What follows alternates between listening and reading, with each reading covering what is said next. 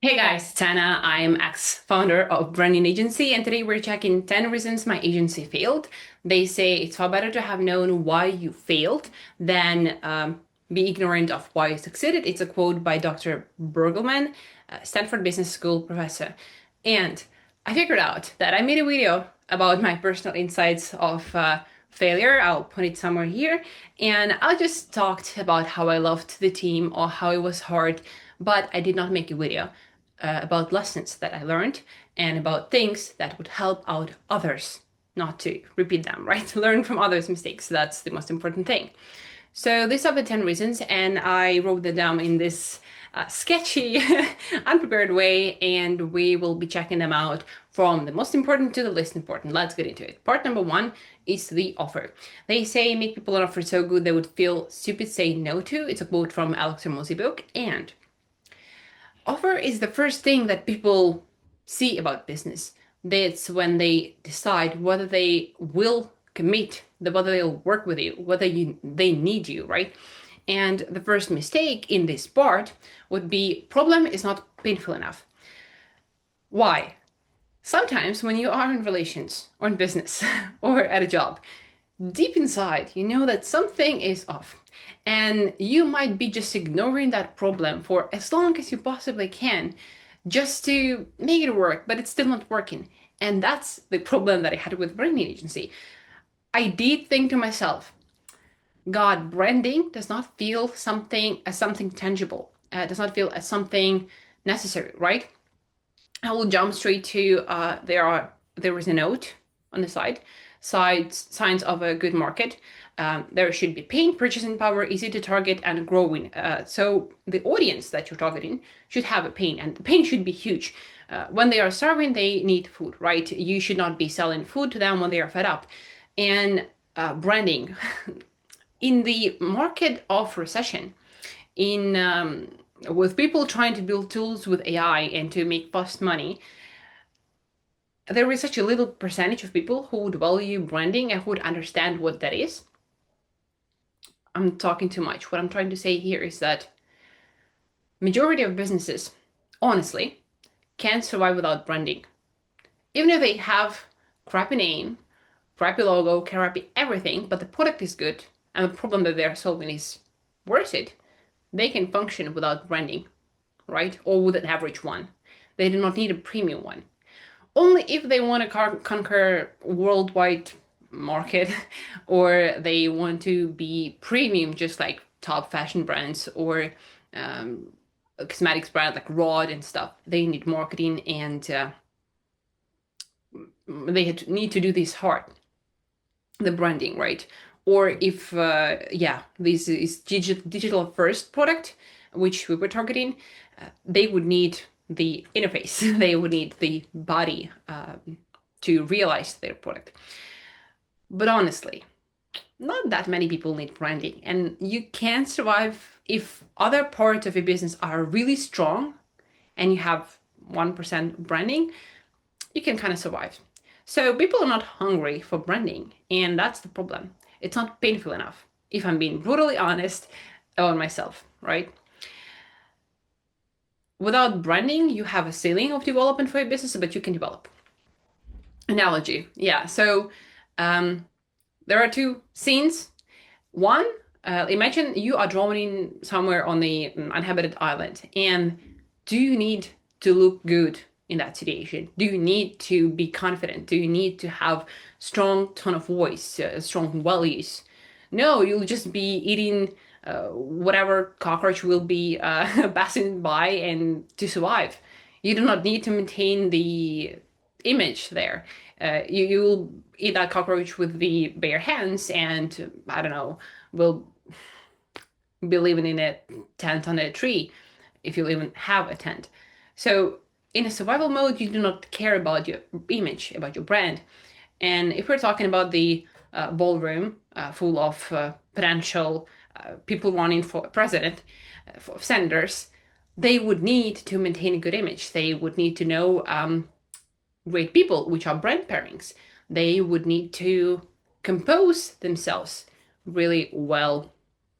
They would need to have a thing that people will remember about them, something that would stand out, that would be unique. So there are many things, right?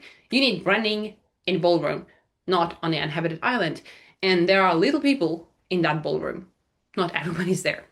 So the problem is too weak, and you need to be solving the problem that actually matters. Like, do not solve bullshit problems. I think that's the first mistake. That's the most obvious mistake, because I was mostly doing what I'm good at, right? I'm good at branding, and it will work, but you have to be like really.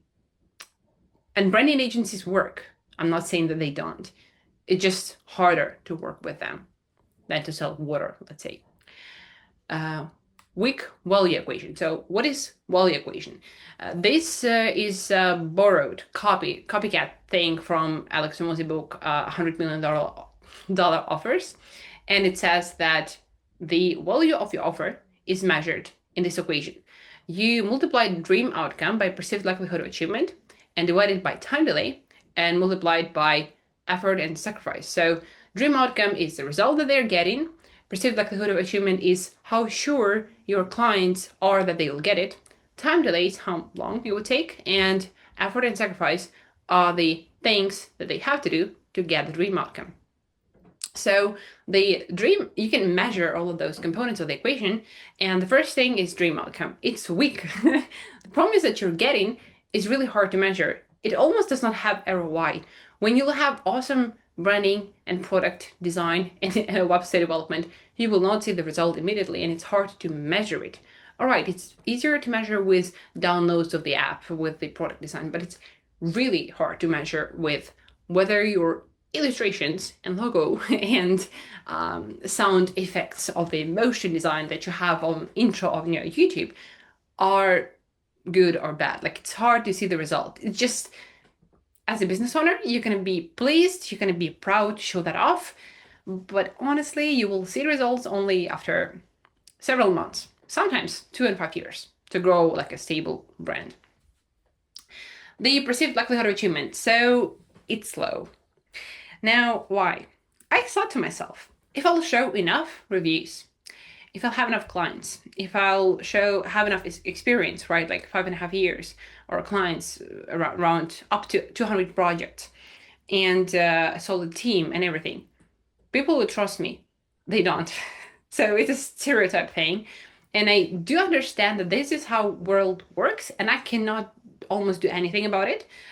People believe in stereotypes, and when they see a girl in her 20s from a third world country, Ukraine, hopping on a call and telling how competent she and her team are, it does not sound very convincing if you compare her to a 40-year-old man living in Tennessee, having 10-year-old experience with his team of developers. So it's a loose situation. And how hard. There are ways, obviously, to convince people. There are so many sales strategies and tactics, and I'm not going to be praising myself, but there was a moment where clients would kind of grow their satisfaction level while working with me over time. So basically, they'll figure out what a gem we were only after having worked with us, not before the cooperation, because they don't trust us before the cooperation. So we don't look serious enough, and that's a stereotype. And what can I say? It's just the question of time. The older I get, the more competent I will look like. The more online presence I'll have, the more reviews I'll have, the more credentials I'll have, the better they'll see me. But that's the thing. Like, when you put on makeup, people see you better. When you don't, and you don't dress up properly, people don't want to interact with you as much as they would. This is a bad thing, and everyone hates it. And I'm not saying this is good, but this is how the world works, and you can just go and sit around and complain about it, or you just can roll with it and do the thing that would work here. So I had a hard time it's increasing this perceived likelihood of achievement, so that people will be sure that we will do a good job and we'll give them the result. But honestly, I had conversations where a founder, 50-year-old founder of 4 businesses would join and he would say, "Oh no, I don't think you can handle it." I'm like, "Sir, I can handle it." No one believes me. The third thing is time delay. So we were trying to contract the time delay for the result.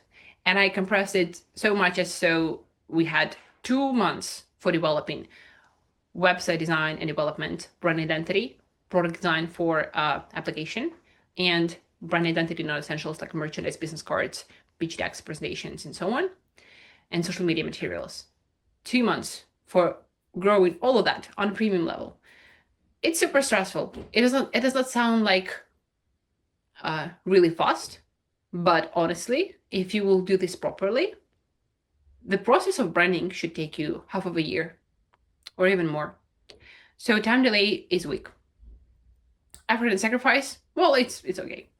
So basically, our value equation should have been improved. Problem number 3, we niched down too late in the last 2 quarters of existence. So we existed for 2 years around that time, 2.5 if we count preparation time, from 2024 to 2026.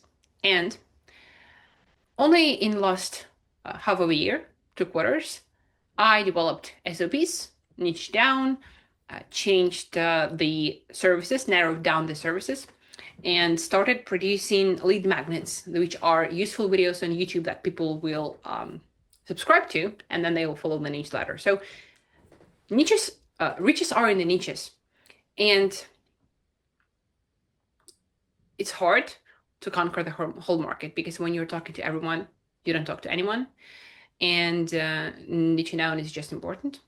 It's painful. It's hard to choose the market, but basically the market consists of 3 main things. It's health, wealth, and relationships.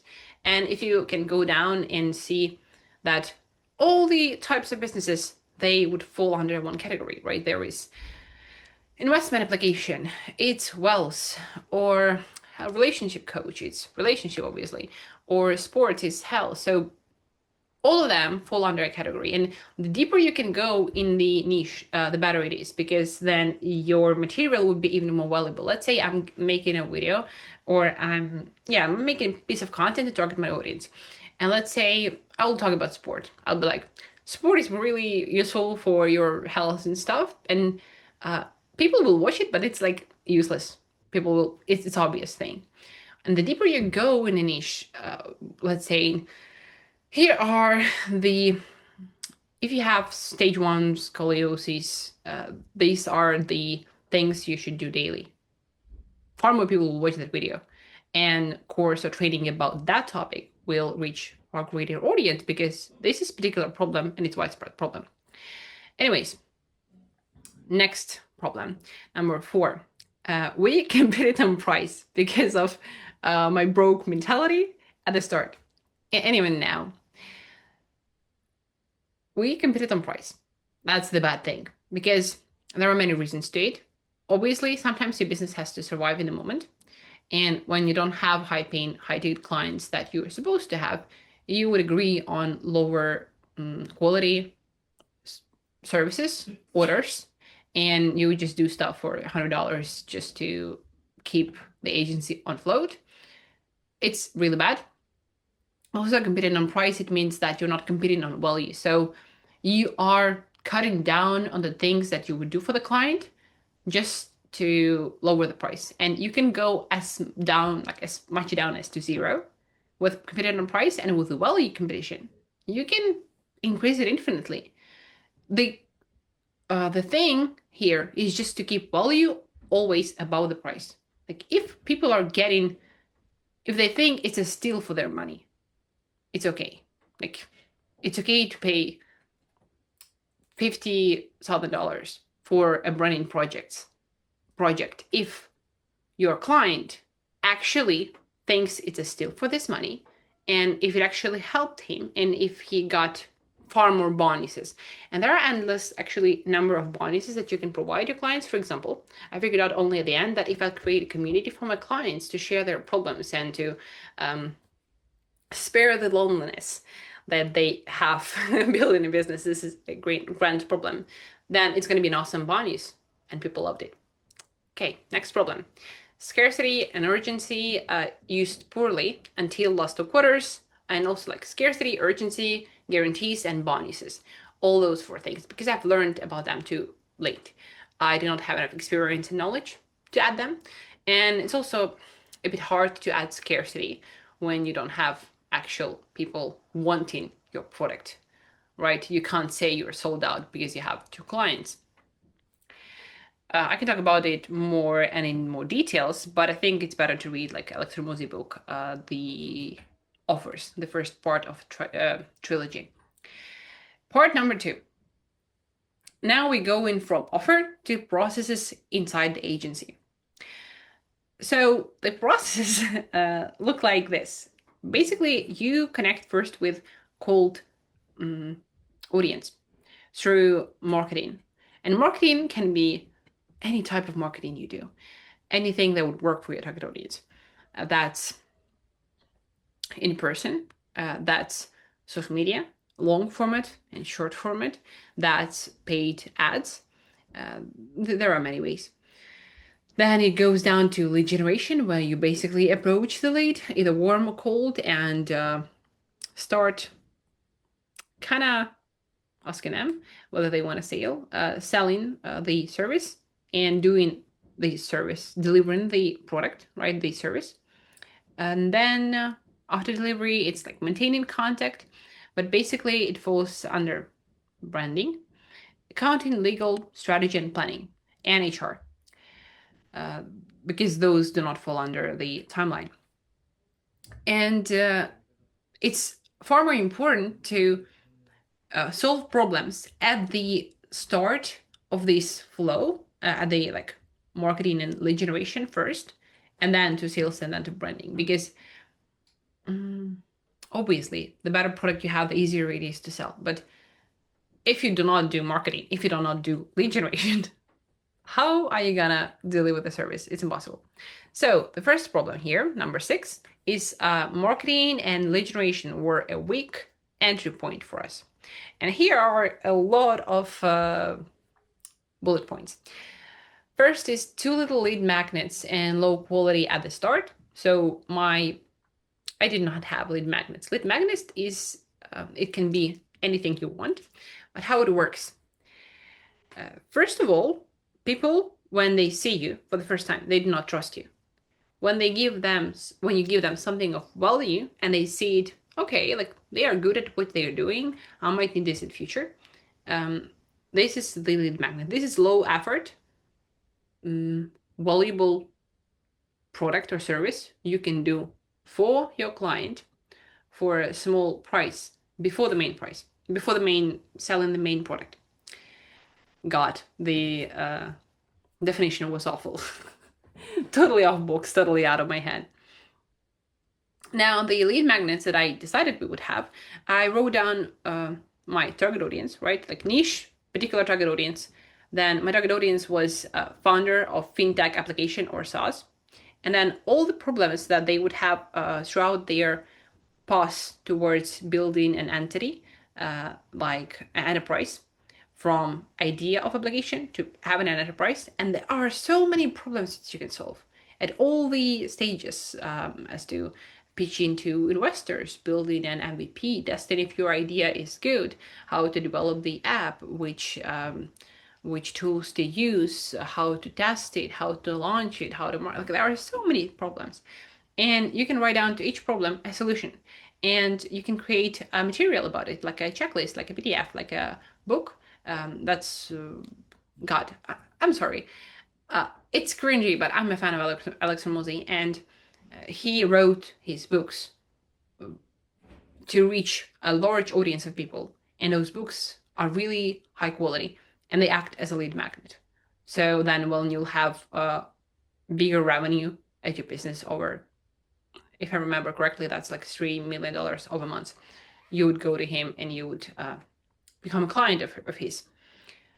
Anyways, it's not an ad. He made Lead Magnet as a book. I'm trying to make YouTube videos. like this one, to solve the problems for business owners. Now, lead magnets, I didn't do them, and they take up the time. But however, when you make one and you can share it with a large audience, it has a accumulating effect and it's amazing. Like record a course for your clients and make it free, and so much more people will learn about you and they will see you as a valuable executor. Now, the next bullet point. Content has bad location. So content and marketing. We did not do a lot of ads because of lack of cash. Location on most of the accounts were set to Ukraine, so the recommendations were off, and there were a lot of people who were like of a wrong audience. Then content production at the start was so bad. I heard somewhere if you post 5 times a day, that's going to be awesome. I posted 5 times a day, really low quality reels, and no one would watch them, and everyone would just be bored about them. And the public speaking was really bad. I would just dwell upon one thing for 2 minutes straight, talking to the camera without subtitles. What else? So there are so many problems with content. It was way too serious or way too selfish, only about the agency, not about clients, not about talking to them. Also, not enough cash flow for marketing. Profit margins were way too thin. The poor connections with the target audience, although at the end I figured a great way to find, what did I wrote here?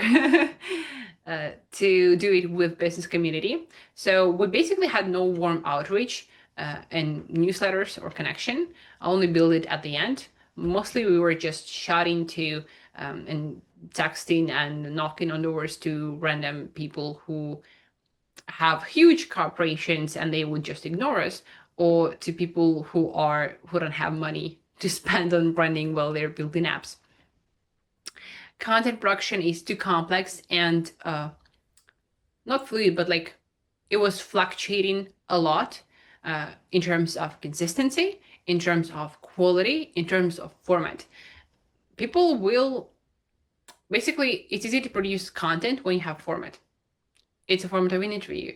It's a format of sketches of humor. It's a format of quotes or carousel of checklists, like something that you'd be able to produce in scale that people would love. Because if you are jumping from type to type of format of content every time, your audience cannot figure out what you're doing. And you also cannot figure out what you're doing. And also need to do analytics and check out the stats, because then you're just doing everything blindly and without any proof. And how will you find out ever that any format works?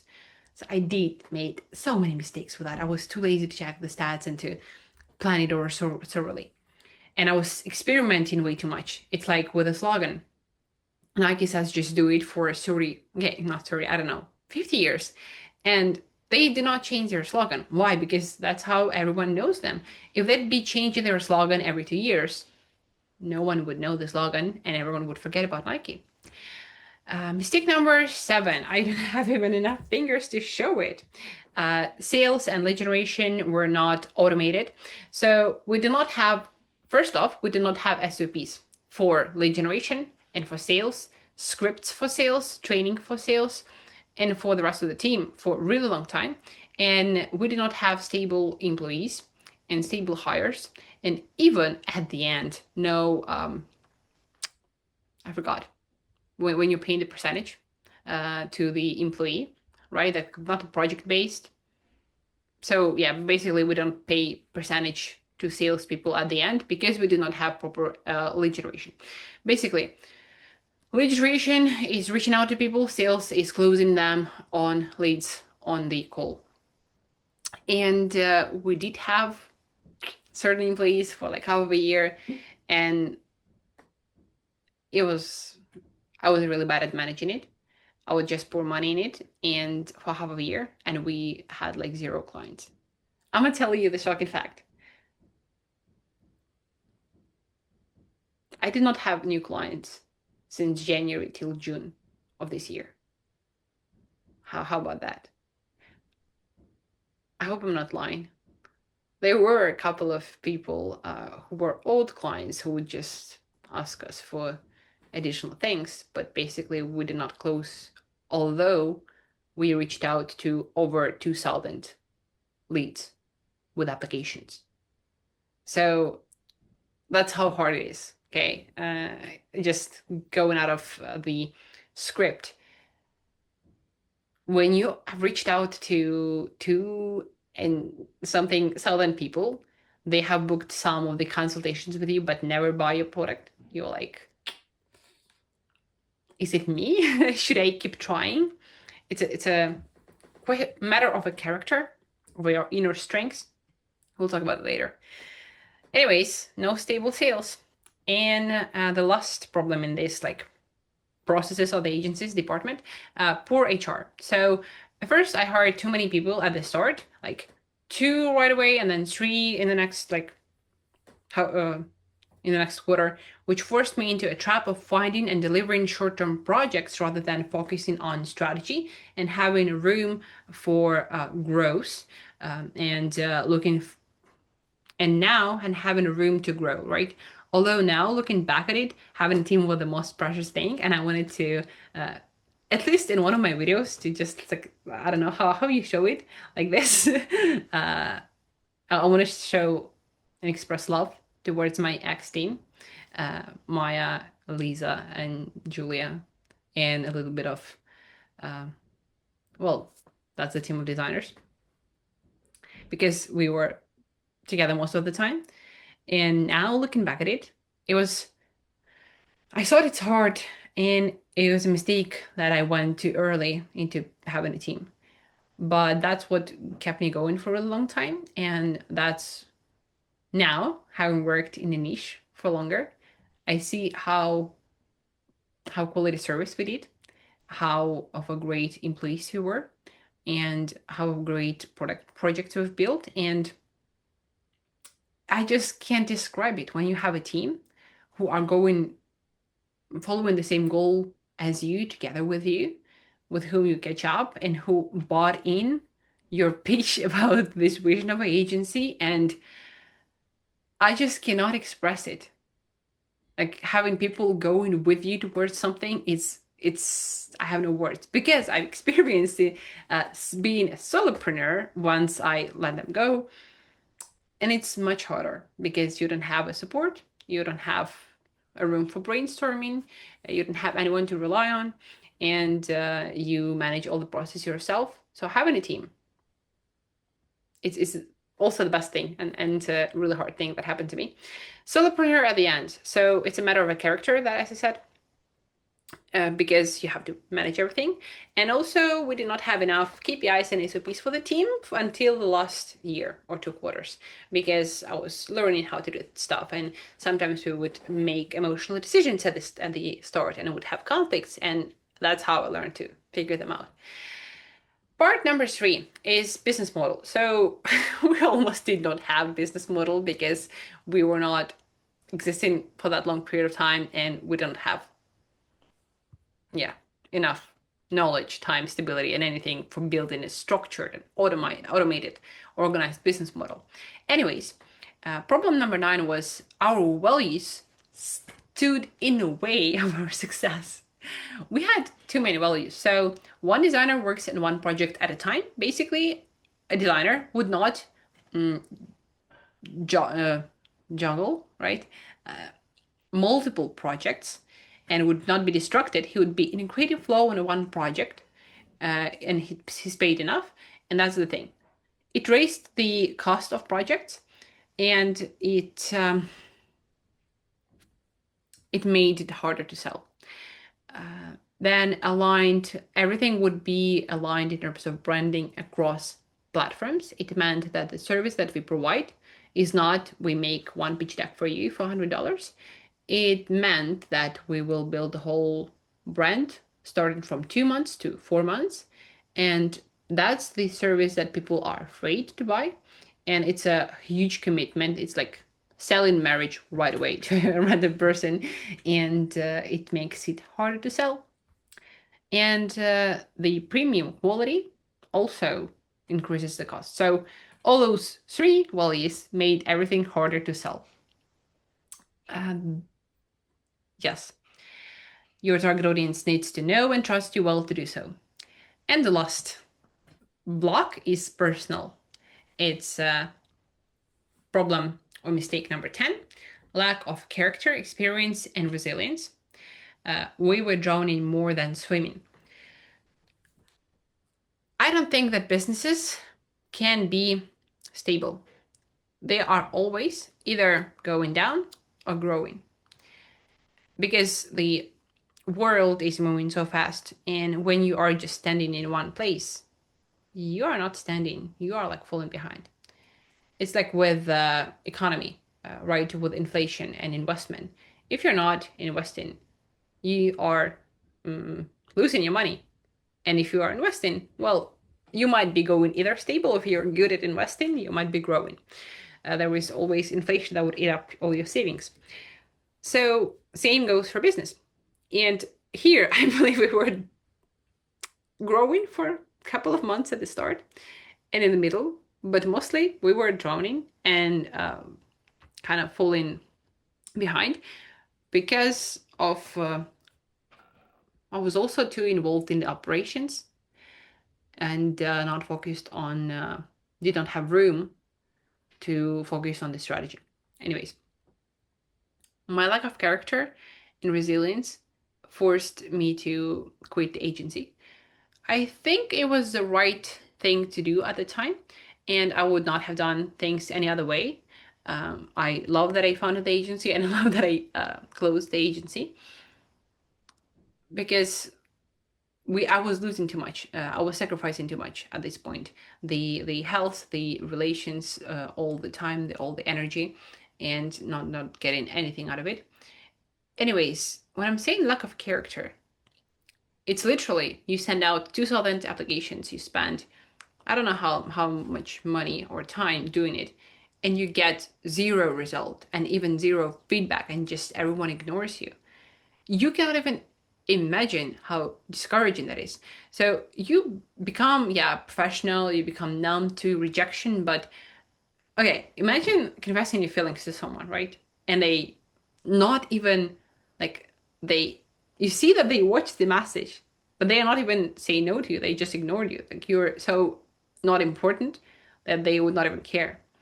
And you've created like a solid video, okay, 700 videos on YouTube and posted daily for 2 years on all social media platforms. And you've been having your team and like weekly calls and projects and portfolio with like 30 big projects and 200 smaller projects. And you've dedicated 5 years to doing this thing. And you've also had mentorship and you like taught all the employees that you have. Like you provided the full course for them, educated them, got them to do work. And at the end, after these 5 years of constant work, of working weekends, no vacations and stuff, and losing your health, you just get nothing. Like you just have nothing. All you have is your inner strength and character. And for doing good business, I don't think you have to be smart. I don't think you should have a lot of money. You should, I don't know, have a lot of connections. It's mostly about character. You can get all of those things, but you should be in in a state of uncertainty for longer than others can handle. And I thought, I can handle it. I'm not like others. I'm not gonna fail. Like, um, what is the stats? 80% or 90% of founders fail in the first year or something. So I thought I'm not gonna fail, and I failed. Anyways, I was like the character, so that's why I gave up at the time. And maybe next time I will come more prepared and better, and we'll see how it goes. So they saw the mistakes. I'll share them in more organized way under the video, and I'll also share this high quality file with me drawing doodles here in a notebook. Anyways, I just love sharing this experience of failing the agency. I don't think that's the con. I think that's a major pro. That's a great experience. Now that I'm remembering it, or I'm looking back and watching the photos that I posted or the things that we were doing, this is so magical. I just can't express how thankful I am to have had this experience. So making a business is always awesome, and I'm starting a new one, continuing community of my clients, of founders of apps and SaaS, because AI cannot replace human connection and communication, and building a business is way so too lonely. And that's why I'm making this video, actually. And if you want to join Two Founders community, you can write a comment here or text me in socials. I guess I'm gonna just pin them here, and I'll see you next video. Thanks for watching. Bye.